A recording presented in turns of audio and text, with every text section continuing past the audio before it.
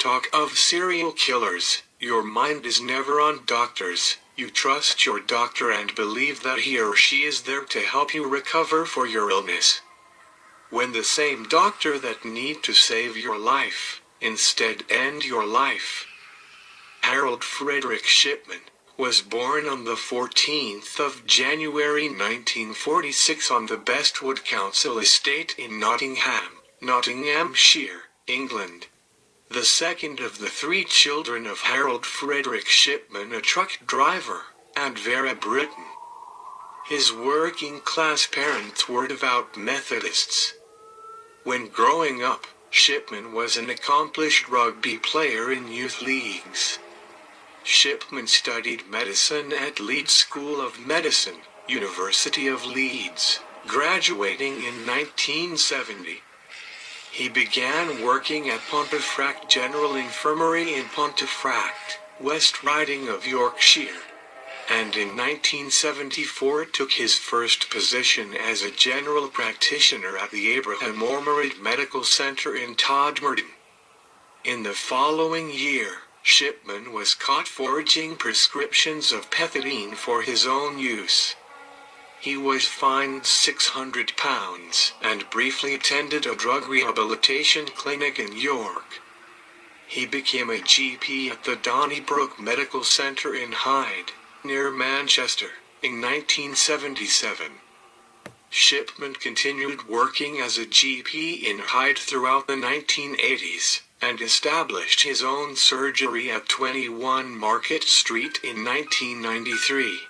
Becoming a respected member of the community. In 1983, he was interviewed in an edition of the Granada television documentary World in Action on how the mentally ill should be treated in the community. In March 1998, Dr. Linda Reynolds of the Brook Surgery in Hyde expressed concerns to John Pollard, the coroner for the South Manchester district, about the high death rate among Shipman's patients. In particular, she was concerned about the large number of cremation forms for elderly women that he had needed countersigned. Police were unable to find sufficient evidence to bring charges and closed the investigation on the 17th of April. The Shipman inquiry later blamed the Greater Manchester Police for assigning inexperienced officers to the case. After the investigation was closed, Shipman killed 3 more people. In August, taxi driver John Shaw told the police that he suspected Shipman of murdering 21 patients.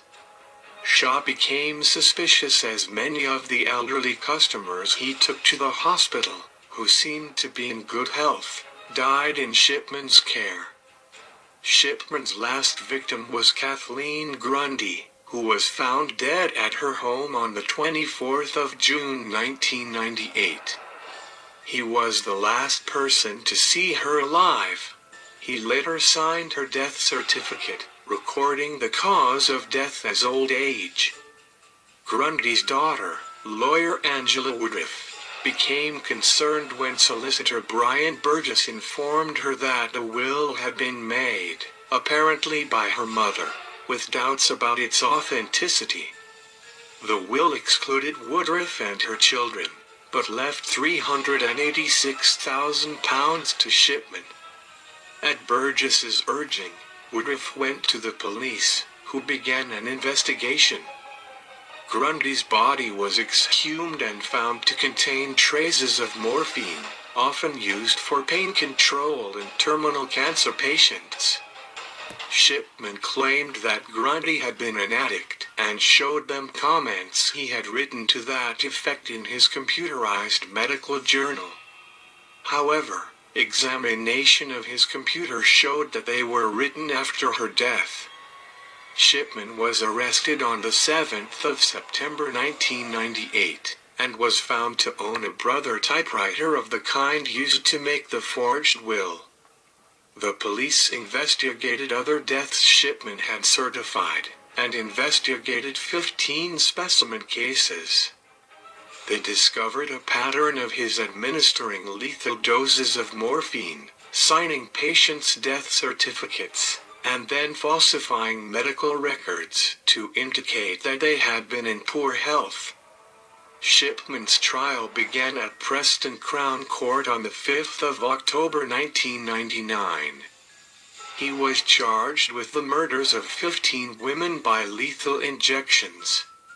On the 31st of January 2000, after 6 days of deliberation, the jury found Shipman guilty of 15 counts of murder and 1 count of forgery. He was sentenced to life imprisonment on all 15 counts of murder, with a recommendation that he never be released, to be served concurrently with a sentence of 4 years for forging Grundy's will. Shipman consistently denied his guilt, disputing the scientific evidence against him. He never made any public statements about his actions. Shipman's wife, Primrose, steadfastly maintained her husband's innocence even after his conviction. Shipman hanged himself in his cell at HM Prison Wakefield at 6:20 a.m. on the 13th of January 2004, on the eve of his 58th birthday, and was pronounced dead at 8:10 a.m. His total number of victims was approximately 250. Making Shipman the serial killer with the highest amount of victims. Thank you for watching Fathers on the Case.